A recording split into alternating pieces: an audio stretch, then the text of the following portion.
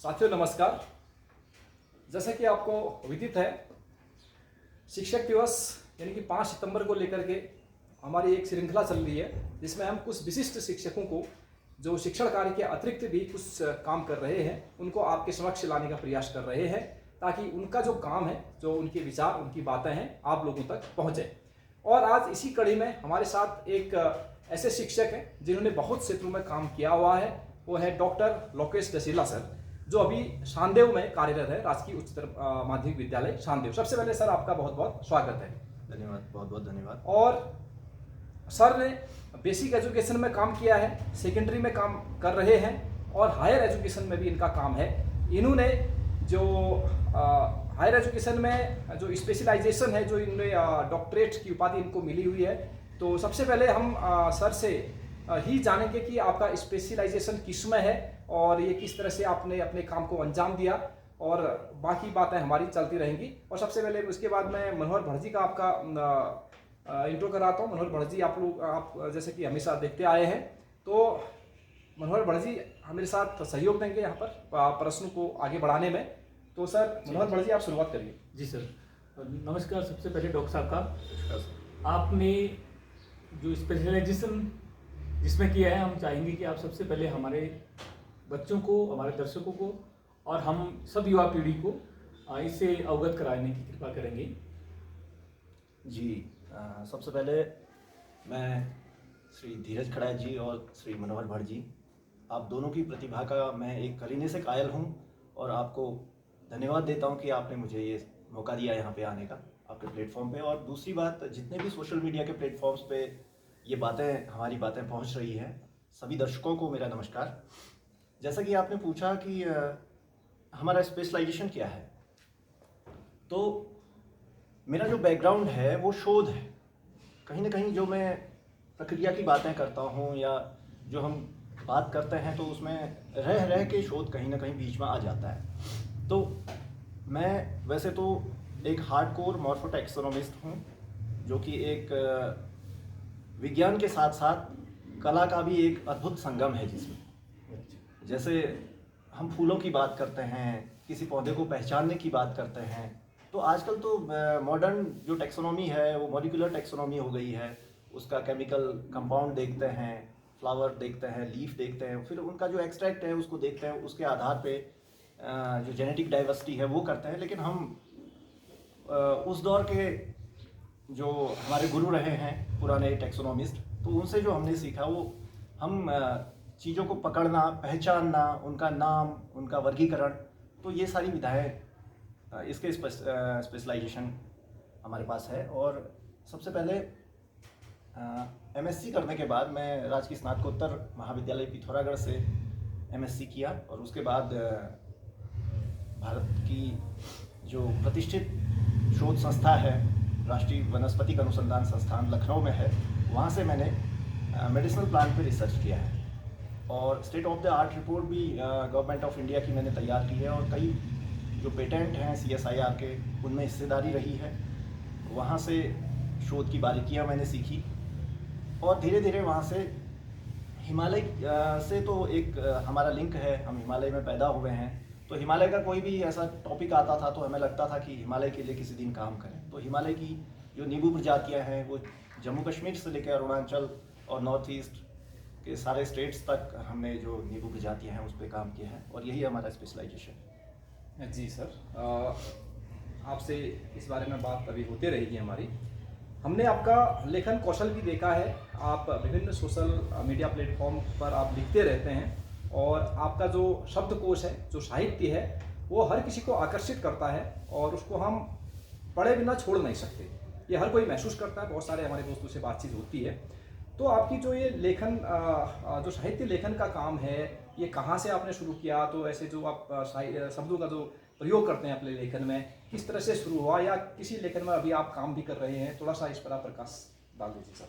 जी, एक बात कहना चाहूँगा कि जो भी लिखा है वो सब प्रेरणा है आप जैसे दोस्तों की, और जो बच्चे हमारे आसपास हैं, जो बुज़ुर्ग हमारे आसपास हैं, उन्हीं सब की प्रेरणा है। ऐसा शौकिया लेखन है, ऐसे कोई साहित्यकार के तौर पर ऐसा कोई लेखन नहीं है।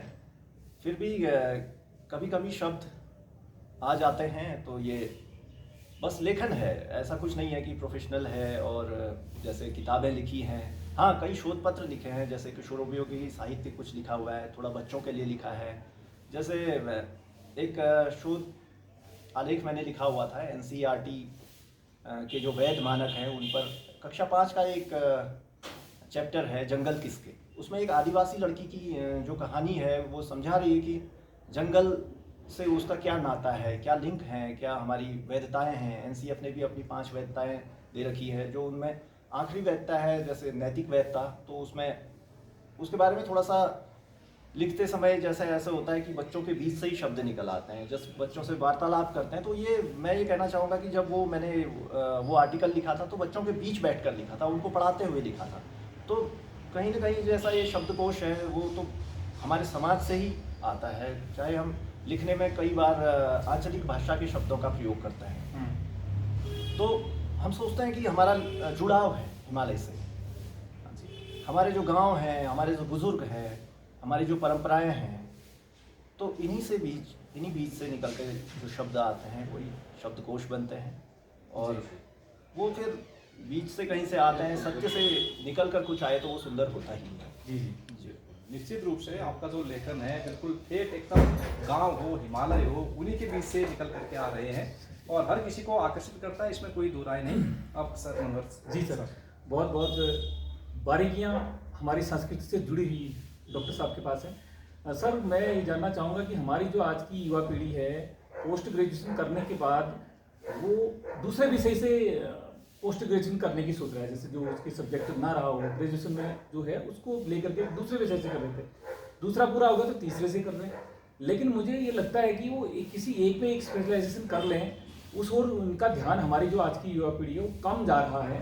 तो आप शोध का थोड़ा सा मैं चाहूँगा कि मार्गदर्शन हमारी युवा पीढ़ी के लिए शोध के क्षेत्र में कैसे वो काम करें, क्या क्या अपॉर्चुनिटीज उनको मिल सकती हैं और किन किन क्षेत्रों में उनको अवसर मिल सकता है शोध करने के लिए। देखिए, सबसे पहले तो मैं ये कहना चाहूँगा कि जब आप उच्च शिक्षा ग्रहण करते हैं, बेसिक एजुकेशन मैं ग्रेजुएशन तक की मानता हूँ। बेसिक एजुकेशन आप जब बीएससी कर रहे होते हैं या बीए कर रहे होते हैं तो उस समय तक हम केवल पढ़ रहे होते हैं। जब हम एमए कर रहे होते हैं किसी बारे में, किसी सब्जेक्ट पे, किसी विशेष सब्जेक्ट पे, आजकल तो सब्जेक्ट भी बहुत ज़्यादा हो गए हैं, पहले से ढर्रे पे चले आ रहे सब्जेक्ट थे। अब तो जब हम वनस्पति विज्ञान भी पढ़ते हैं तो उसमें वाइल्ड लाइफ का एक हिस्सा है, उस पर भी पोस्ट ग्रेजुएशन हो जाता है, और ऐसे ही कंजर्वेशन पे भी पोस्ट ग्रेजुएशन है, यहाँ तक कि छोटे छोटे टॉपिक्स पे पोस्ट ग्रेजुएशन है। तो मैं ये कहना चाहूँगा कि जब आप हायर एजुकेशन में जब पीजी कर रहे होते हैं तो उस समय आप डिसाइड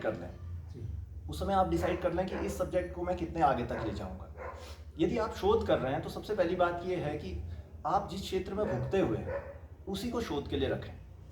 यानी कि जिस क्षेत्र पे आप पहले से पढ़ते आ रहे हैं, जिसको काम करते हुए आ रहे हैं, जिसको आपने जिया है, उस पे आप आगे काम कीजिए। ये नहीं कि जैसे 4 लोगों के बीच बात हो रही है। तो युवा पीढ़ी में आपके कहने का मतलब ये कि प्रश्न में ये है कि मुझे कहीं ना कहीं भटकाव लगा कि युवा पीढ़ी अगर एक सब्जेक्ट को छोड़ के दूसरे सब्जेक्ट पे जा रही है।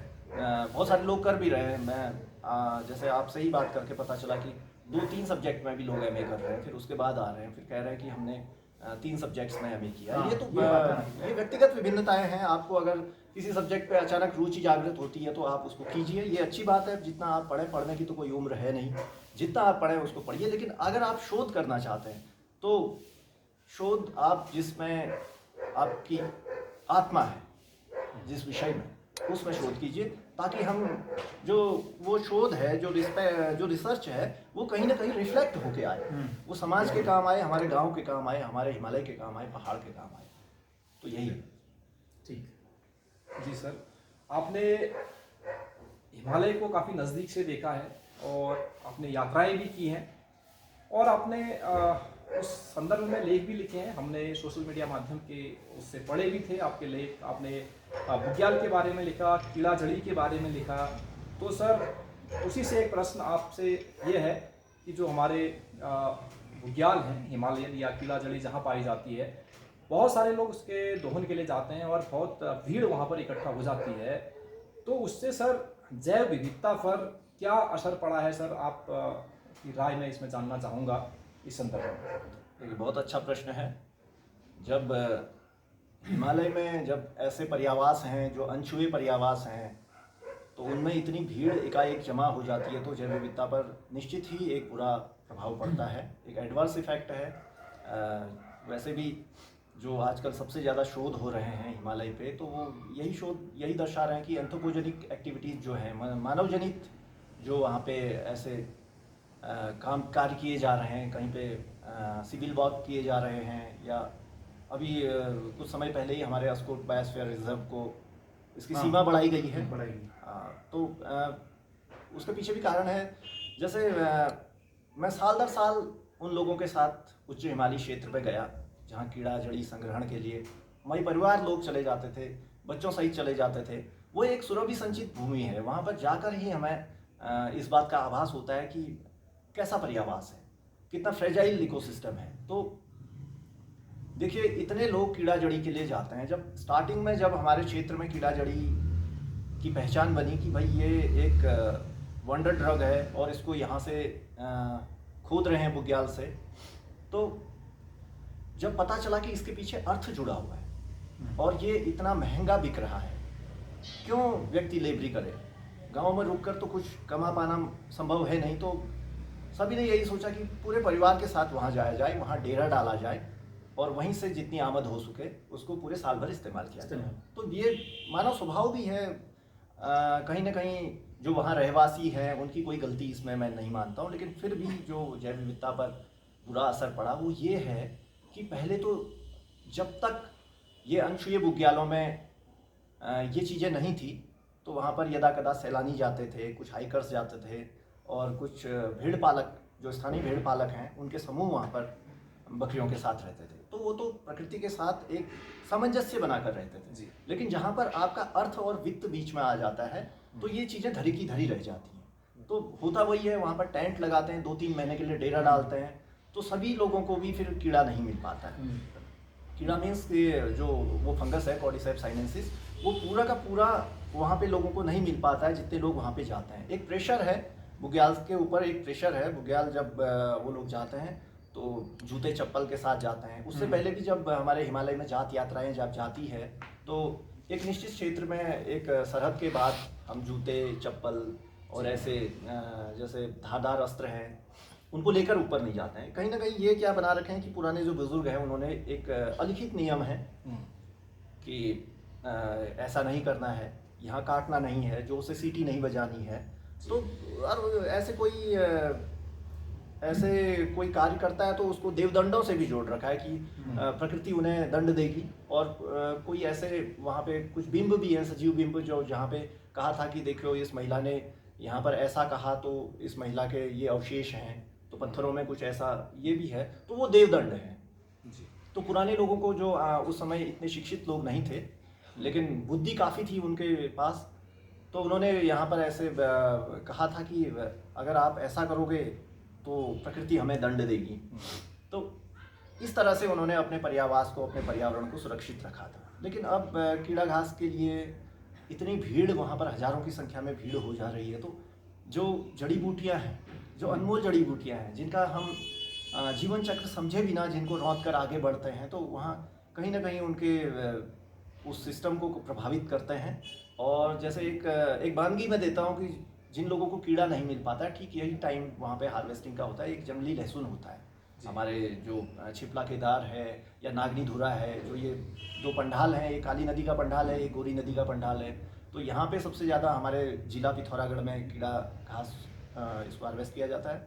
चमोली में, ऐसे ही उत्तरकाशी ज़िले में भी मैंने उन सारे बुग्यालों को कवर किया हुआ है जो ब्रह्मताल भैंकलताल वाला इलाका चमोली में है जी। तो यहाँ पर भी लोग क्या कर रहे हैं, सब जगह मैंने एक चीज़ बड़ी कॉमन देखी कि जब कीड़ा घास संग्रहण का समय होता है और सभी लोगों को कीड़ा इतना प्रॉपर नहीं मिल पाता है, तो वो जंगली लहसुन को पूरी तरह से उजाड़ देते हैं। वो ये नहीं देखते हैं कि इसका रीजनरेशन कैसे होगा, उसके लिए कुछ पौधे छोड़ें। जब ये होता है कि पीछे से भी लोग आ रहे हैं, अगर मैं इस पौधे को छोड़ दूँ रीजनरेशन के लिए तो पीछे वाला जरूर निकाल लेगा, इसलिए कि मैं उसके लिए भी ना छोड़ूँ। ये ग्रामीणों की ये समस्या है और मैं इसमें उनकी गलती एक हद तक नहीं भी मानता हूँ, क्योंकि ट्रेंड चलता है।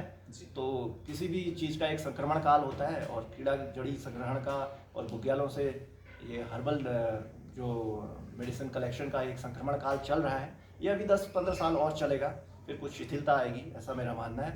और पर्यावास वहाँ पे कहीं ना कहीं विंडल हुआ है, उसको फर्क पड़ा हुआ है। धन्यवाद। जी, बिल्कुल। डॉक्टर साहब, ये एक और हमारे पास सवाल है।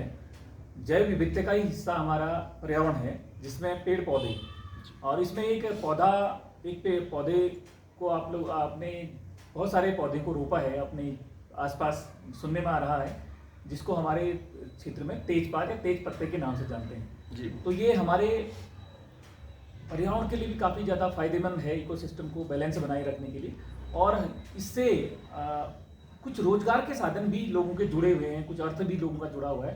तो इसके बारे में थोड़ा सा आप हमारे दर्शकों को बताने का कष्ट करेंगे? जी जरूर। तेजपात एक पौधा है जो हमारे इस पर्यावास में, इस पर्यावरण में काफ़ी फलता फूलता है। सबसे पहले एक बात मैं बताना चाहूँ कि पहाड़ पे जितने भी लोग स्वरोजगार कर रहे हैं, जैसे कोरोना टाइम पे कई लोग लौट कर आए महानगरों से। ये दुर्भाग्य जरूर था, लेकिन कहीं ना कहीं everything does happens for a reason. कई लोगों ने यहाँ पे वापस आके अच्छा काम किया है, तो इसमें खुशी होती है कि कोरोना के टाइम पे ये लोग वापस आए और इन्होंने बहुत अच्छा एस्टेब्लिशमेंट किया है। तो मैं उनको ये कहना चाहूँगा कि आप देखें अपने आसपास, प्राकृतिक रूप से जो जड़ी बूटियाँ आपके आसपास हो रही हैं, आप उनको कल्चर कीजिए, आप उनको रोपित कीजिए। आप ये नहीं कि आपको कोई कह रहा है कि आप कीवी कीजिए, हम सपोर्ट करेंगे। आप कोई कह रहे हैं कि आप जैसे एक चाय बागान है और उसका प्रोसेसिंग यूनिट हम लगवाने के लिए देंगे। आप देखिए कि आपकी ज़मीन कैसी है, ढालू ज़मीन है, चाय को सपोर्ट कर रही है या नहीं कर रही है। आसपास कई लोग कर रहे होते हैं, कुछ नेचुरल पॉपुलेशन में भी ऐसे पौधे होते हैं जिनको। तो तेजपात मैं कहना चाहूँगा कि हमारा पूरा का पूरा जिला पिथौरागढ़, अभी तो जिला पिथौरागढ़ को जियो टैग भी मिला है तेजपात पे। हमारे एक मुंशियारी में काम करने वाले प्रयाग रावत भाई हैं, उन्होंने मुझे बताया था, वो बहुत अच्छा काम कर रहे हैं। मुंशियारी हाउस नाम से वो अपनी संस्था भी चला रहे हैं। कई जियो टैगिंग्स पे उन्होंने इनिशिएट भी किया है। तो अभी बहुत कुछ होना बाकी है। तो तेजपात हमारे इस पूरे रीजन में बहुत अच्छे से फलता है, फूलता है। नेचुरल पॉपुलेशन भी है, जंगल से आप सीड्स कलेक्ट कर सकते हैं। तो मैंने भी ऐसे ही इसको देखते हुए आज से 10-12 साल पहले जड़ी बूटी शोध संस्थान गोपेश्वर की मदद से एक नर्सरी लगाई थी तेजपात की। यूं ही शौकिया लगाई थी, लेकिन बहुत अच्छी नर्सरी रही। करीब 1 लाख से ऊपर पौधे हो गए थे देखते ही देखते। और लेकिन जड़ी बूटी शोध संस्थान ने वो पौधे वापस नहीं लिए, जैसा कि उन्होंने कहा था कि हम वापस लेंगे, क्योंकि पौधे इतने ज़्यादा हो गए थे।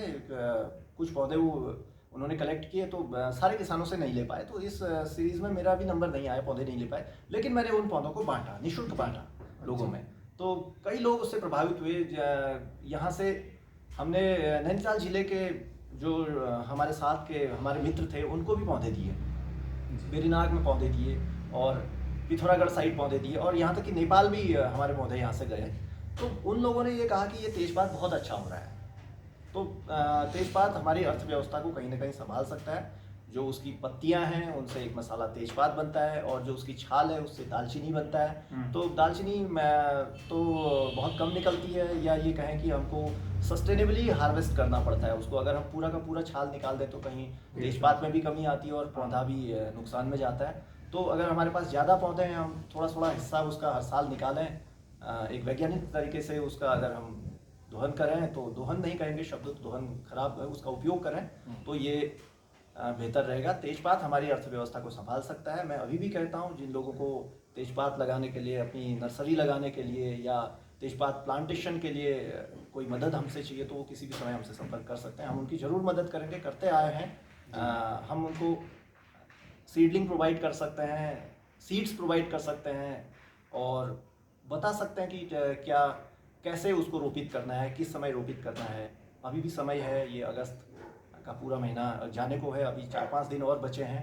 जब तक बारिश होती है हम तेजपात को लगा सकते हैं, और इसके बाद भी 2-3 साल तक अगर आप उसकी देखरेख करें तो अच्छा होगा। उसके बाद उसको देखरेख की भी ज़रूरत नहीं होती। वाइल्ड प्लांट है, बहुत अच्छी तरह से फलता फूलता है। जी जी। इसी से जुड़ा हुआ एक मौन पालन भी है। आजकल लोग काफ़ी इसको कर भी रहे हैं। तो इसमें सर ये किस प्रकार से उपयोगी है और किस प्रकार से इसको किया जा सकता है, थोड़ा सा आप बता दीजिए, क्योंकि आपने इसको देखा है और इस क्षेत्र में थोड़ा सा आपका अनुभव भी है। जी, मौन पालन से वैसे हम परंपरागत रूप से कहें तो हम बचपन से मौन पालन के क्षेत्र में जुड़े हुए हैं, लेकिन जो इसकी ओर झुकाव जो हुआ, ये तब झुकाव हुआ कि जब हमें ये पता चला कि 4G जब नेटवर्क जो आ रहा है हमारे फ़ोन्स में, अब आने वाले समय में 5G नेटवर्क आएगा, फिर 6G आएगा, तो 4G में जब वैज्ञानिक कुछ शोध हमने पढ़े कि मधुमक्खी को परेशानी हो रही है, मधुमक्खी के रीजेनरेशन में 4G रेडिएशन थोड़ा सा घातक सिद्ध हो रहा है, तो तब मेरा ध्यान इसकी ओर दोबारा से गया। तो कुछ ऐसे मौन पालक हैं यहाँ पे जिन्होंने मुझे काफ़ी प्रभावित किया है। जी। दूनाकोट में एक मौन पालक हैं नरेश जी, और जो परंपरागत रूप से मौन पालन करते हैं, गंगोली हाट में सुरेंद्र बिष्ट जी हैं, और कफड़ा में नरेश कांडपाल जी कफड़ा में हैं, रानीखेत के आसपास। तो ये परंपरागत रूप से मौन पालन कर रहे हैं, इनसे मैं जुड़ा हुआ हूँ, बीच में बात होती रहती है, और कभी मधुमक्खी के बारे में जो भी चर्चाएं होती हैं इनसे शेयर होती हैं। और सबसे बड़ी बात, कक्षा 9 में हमारी विद्यालयी शिक्षा में एक चैप्टर है खाद्य संसाधनों का सुधार, उसमें भी मौन पालन एक हिस्सा है। मौन पालन के रूप में हम बच्चों को उसमें भी बताते हैं। तो खासकर हमारे यहाँ पे पहाड़ों पे परंपरागत रूप से जो मधुमक्खी पाली जाती है, एपिस इंडिका है, थोड़ी सी एग्रेसिव मधुमक्खी है, काटती है, आपस में लड़ती है, तो उसका कल्चर करना थोड़ा सा कठिन है। लेकिन ये भी है कि हमारे इस इन्वायरमेंट में हम इसी मक्खी को बेहतर पाल सकते हैं। जैसे एक नई मधुमक्खी इटालियन बी करके देश में बांटी जा रही है, अभी से 2 दशक पहले से इटालियन बी हमारे देश में आई है। वो मधुमक्खी डंक भी नहीं मारती है और आपस में लड़ती नहीं है, छत्ता नहीं छोड़ती है, तो उसको पाला जाना काफ़ी आसान है इसके बनिस्बत। तो एपिस इंडिका को ही हम यहाँ पे पाल सकते, तो उसी के बारे में यहाँ पे हम लोग काम कर रहे हैं। और सबसे बड़ी बात ये है कि हम इस मधुमक्खी को उसके परंपरागत रूप में पाल रहे हैं। जैसे हमारे यहाँ पुराने मकान होते थे जिसमें मधुमक्खियों के लिए एक स्थान बनाया जाता था, जिसको घरवा या जाला कहते थे। तो उसमें मधुमक्खियाँ रखी जाती थी, और उसके बाद जो वुडन लॉग्स होते हैं बड़े पेड़ों के, जैसे बांज का है और बुरांश का है, उसके ढाड़ा कहते हैं हमारे यहाँ पे वुडन लॉग्स, उसको अंदर से छेद कर लेते हैं, हॉलो बनाया जाता है और उसके आने जाने के लिए रास्ता बनाया जाता है। तो वो ये 2 चीज़ें, इनमें मधुमक्खियाँ कभी अपना छत्ता नहीं छोड़ती हैं, हमने ये चीज़ ध्यान में रखी। और जैसे बक्से हैं, टून की लकड़ी के, टूना सिलिएटा के बक्से बनाए जाते हैं, मौन पालन विभाग बक्से देता है, सब्सिडी में देता है। तो ये भी अच्छी बात है, अगर आपके पास ये सारी चीज़ें नहीं है तो आप बॉक्स में मौन पाल सकते हैं। लेकिन बॉक्स में मधुमक्खी छत्ता छोड़ती है, उसकी ये टेंडेंसी है कि बॉक्स में रहने के बाद आपकी एक कॉलोनीज तो आपकी स्वाम के समय उड़ जाती है, जो आखिरी बची कॉलोनी है वो भी किसी समय जा सकती है। ये थोड़ा सा उसमें ये हमारा जो शोध है उसका भी रिजल्ट है ये। तो हम कोशिश कर रहे हैं कि दोबारा से हम उसको मधुमक्खी को रिस्टोर करें। रिस्टोर कैसे करें उसको, उसके जो परंपरागत तौर तरीके हैं उसके पालन के, हम घरवा में उसको रखें, जाले में उसको रखें। उसको अगर आप 4 बक्से भी रखते हैं तो हम लोगों से कह रहे हैं कि आप 2 ढाड़े या 3 ढाड़े रखिए। तो इसमें फिर 10-15 साल में हमको इसके रिजल्ट भी दिखेंगे। और पिछले 2-3 सालों में हमने काफ़ी अच्छे यहाँ पे रिजल्ट देखे हैं। लोगों ने संख्या बढ़ाई है मधुमक्खी की, उनके हाइव्स की संख्या बढ़ाई है, उसकी कॉलोनीज़ की संख्या बढ़ाई है, और लोग एक दूसरे को सपोर्ट कर रहे हैं। हमने एक नेटवर्क यहाँ पर स्थापित किया है, मौन पालकों का एक अनऑफिशियली एक समूह हमने यहाँ पे बना रखा है, जिसमें हम एक ग्रुप भी है उसमें जोड़ रखे हैं। तो किसी को मौन पालन में किसी को परेशानी आ रही है तो हम आपस में बात करते हैं, या किसी के वहाँ स्वाम छूट रहा है तो हम उसको लेने के लिए जाते हैं और उसको नई कॉलोनीज़ में उसको बनाने के लिए मदद करते हैं। जी। इसी परिदृश्य में एक हमारी जो चिड़िया थी हुआ करती थी, जो घरवा की बात आई सर, मुझे बड़ा ध्यान आ रहा है कि हमारे गांव घर में जो पाथर वाले घर हुआ करते थे उसके नीचे पर छोटे छोटे छेद छोड़ देते थे। उस समय जो काश्तकार थे उसमें एक छोटी छोटी चिड़िया गौरैया उसमें रहा करती थी। बिल्कुल। लेकिन आजकल गौरैया को देखना बड़ा मुश्किल हो गया है, कहीं दिखती नहीं है। वो क्या कारण रहा है कि ये गौरैया हमारी विलुप्त हो गई हैं? इसके बारे में ये कौन कौन से रीजन रहे हैं सर जैव विविधता के? जी, गौरैया वाकई गौरैया अभी भी कुछ, जैसे मैं इससे पहले जहाँ प्राथमिक विद्यालय में था खिलाधुरा में, वहाँ पे बहुत गौरैया बहुत ज़्यादा है। वहाँ पे इतनी गौरैया है, उसके दो कारण हैं। एक तो वहाँ पे मोबाइल नेटवर्क नहीं था, अभी वहाँ पे BSNL के टावर लगे हैं, मोबाइल नेटवर्क नहीं था इससे पहले। दूसरा, वहाँ पे अभी भी वही परंपरागत घर चल रहे हैं, जैसे पाथर वाले घर हैं और टीन वाले घर हैं, तो वो चल रहे हैं। तो गौरैया जब हमारे यहाँ पे, एक तो हमने लेंटर वाले घरों में रहना शुरू कर दिया है। लेंटर वाला घर जब बनता है तो दीवारों के ऊपर जो लेंटर पड़ता है तो वहाँ पे कहीं कोई ऐसा मार्जिन नहीं होता कि जहाँ गौरैया बैठ सके। गौरैया को एक रुकने के लिए जगह चाहिए, कोई दरार चाहिए घरों में। या आप जब पाथर वाला घर जब हम बनाते थे तो जहाँ पर पत्थर की चिनाई खत्म हो जाती थी, उसके ऊपर बल्ली लगती थी, उसके बाद उस बल्ली के ऊपर एक तख्ता लगता था जिसमें हम छोटे छोटे छेद कर दिया करते थे। और उसमें जो हमारे पुराने कास्ट कारीगर थे वो बिल्कुल मेहराब के ऊपर भी कारीगरी करते थे और उसी में डिज़ाइन के रूप में छेद छोड़ते थे। उनके ऊपर अंदर गौरैया का एक घर बन जाता था। तो अभी भी हम कोशिश कर सकते हैं, हम लेंटर वाले घरों में कुछ चीज़ें, मैं ये नहीं कहता हूँ कि हमने पाथर वाले घर छोड़ दिए, कुछ चीज़ें होती हैं, आप समय के साथ साथ बहुत सारी चीज़ें छोड़नी पड़ती हैं। कई प्रजातियां हम पहले चावल की बोते थे, धान की बोते थे, तो वो धान की प्रजातियां अब नहीं हैं। हमें समय के साथ साथ ज़्यादा ईल्ड देने वाली, ज़्यादा उपज देने वाली प्रजातियों के पीछे जाना पड़ता है। तो ऐसे ही कई चीज़ें छोड़नी पड़ती हैं परंपरा में। तो मैं ये नहीं कहूँगा कि आप पाथर वाले घर दोबारा से बनाइए, लेकिन जब आप पाथर वाले घर बना सके तो बहुत बेहतर है। जब आप लेंटर वाले घर बनाते हैं तो बाज़ार में गौरैया के लिए एक रहने के लिए आपको मिलता है। अगर नहीं मिलता है तो आप गुल्लक है, मिट्टी के गुल्लक, वो मिट्टी से ही बना है, गौरैया के लिए अच्छा साबित होता है। आप उस गुल्लक को, बड़ा सा गुल्लक लीजिए और उसमें गौरैया के बराबर एक छेद छोड़ दीजिए और उसको दीवार पे चिनवा लीजिए। हाँ, मैंने अपने घर पे ये प्रयोग कर रखा है। उसमें गौरैया रहती है और बाकायदा अंडे देती है, उसके बच्चे होते हैं और उसकी चहचहाहट से थोड़ा सुकून मिलता है कि गौरैया है अभी भी। तो जैसे जैसे रेडिएशन के खतरे बढ़ेंगे तो वो प्रजाति है प्रकृति में, करोड़ों वर्षों के जैव विकास के फलस्वरूप गौरैया अभी तक जीवित है, तो वो भी इसको कोप अप करेगी। उसके अंडे और सशक्त होंगे, उसके बच्चे और अच्छे से इस चीज़ को अपने ऊपर लेंगे और रेडिएशन से उनकी संख्या बढ़ेगी, हम मानते हैं। और अगर देखिए, अगर प्रकृति ने सोच रखा है कि इस अध्याय को खत्म ही करना है, गौरैया को खत्म ही करना है, ये विकास का चरण है, तो जब गौरैया खत्म होनी है तो मैं ये कहूँगा कि क्यों ना प्रकृति को कुछ दिन और इंतज़ार कराया जाए। हम उसको संरक्षित करने की दिशा में, मौनों को, मधुमक्खियों को संरक्षित करने की दिशा में आगे बढ़ते रहेंगे। ये काम हम करते रहेंगे। जी सर, बिल्कुल। हम समापन की ओर बढ़ें। अंत में एक क्वेश्चन आपसे होगा सर। अनौपचारिक वार्ता में हम बात कर भी रहे थे पलायन पर। आप कह भी रहे थे जो आदमी हिमालय में रह के हिमालय के लिए काम करता है, इन क्षेत्रों के लिए काम करता है, दुर्गम के लिए काम करता है, तो वो काफ़ी महत्वपूर्ण है। तो सर, आप पलायन काफ़ी होते जा रहा है, हमारे गांव घर खाली हो रहे हैं। एक बार ऐसी उम्मीद जगी थी कि कोरोना में सब रिवर्स पलायन, मतलब सब भर जाएगा, लेकिन फिर से वही रोजगार की दौड़, सब इन चीज़ों की दौड़, फिर से मतलब कि पलायन जो हो रहा है हमारे पहाड़ से, हमारी जबकि सब कुछ यहाँ बढ़िया है, तो इस पर क्या आपकी राय है? देखिए, पलायन का प्रश्न बहुत लंबे समय से हमारे बीच एक प्रश्न ही बनकर रह गया है। जैसे मेरा मानना है कि मैं थोड़ा सा अलग सोचता हूँ इस मानने में कि जैसे ये सड़कों का जाल उत्तराखंड बनने के इतने समय बाद हमारे बीच आया है।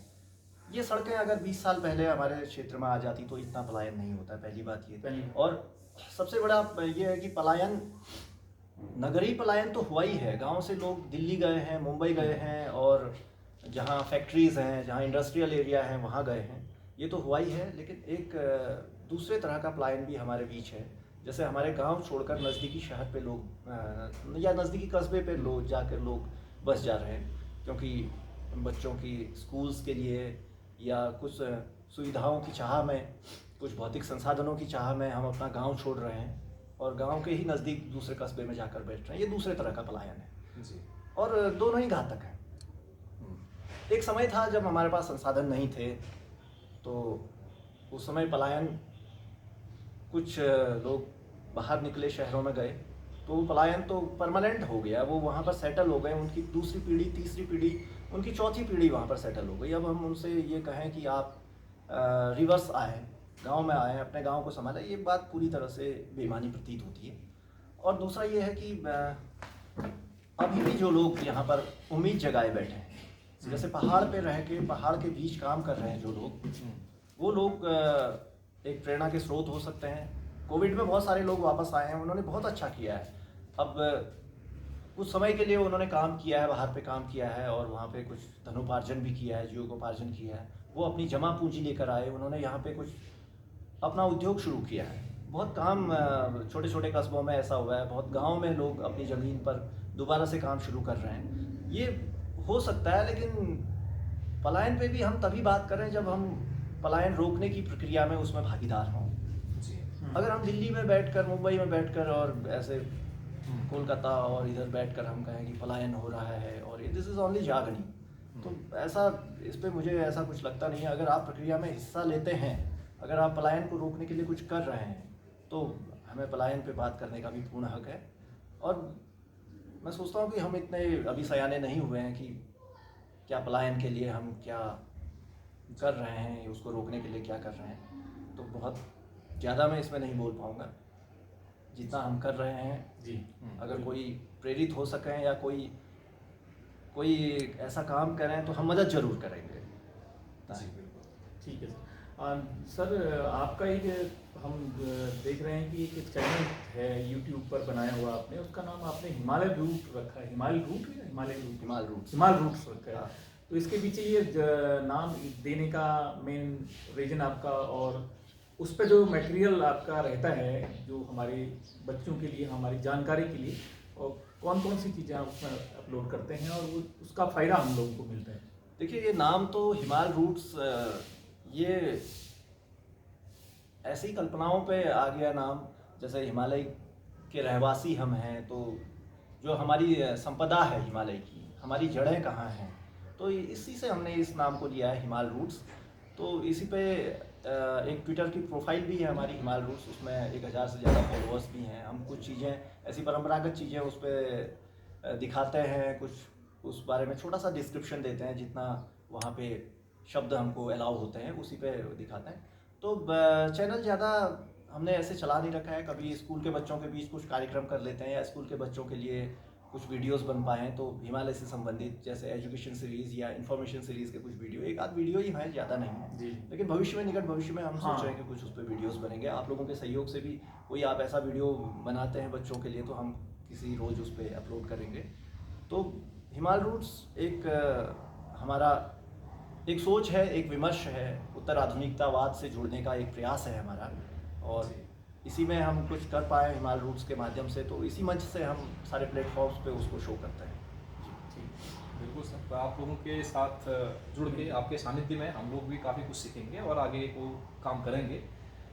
तो सर अब हम समापन की ओर बढ़ते सर। हैं, और आपने हमें समय दिया, अपना अमूल्य समय, इसके लिए हम आपको बहुत बहुत धन्यवाद देते हैं। और बहुत महत्वपूर्ण कुछ हट के आज हमारी चर्चा हुई, तो सर आपका बहुत बहुत धन्यवाद। जी, बहुत बहुत बहुत धन्यवाद सर आपका।